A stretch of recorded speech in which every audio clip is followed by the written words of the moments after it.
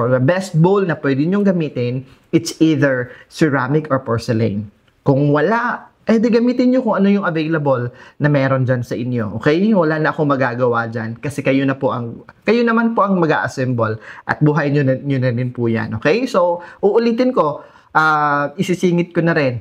Ginagalang ko kung ano yung mga paniniwala ninyo, ano yung tradisyon ninyo, anong mga paghahanda ninyo sa bagong taon. Naway galangin din nyo po ang mga tradisyon at paghahanda ko kasama na yung mga taong naniniwala dito sa YouTube channel ko na ito. Natin na ito, okay? So, kung hindi ka natutuwa sa content dito, ay maghanap po kayo ng ibang content. Hindi naman ko po kayo pinilit na pumasok dito at panoorin, okay?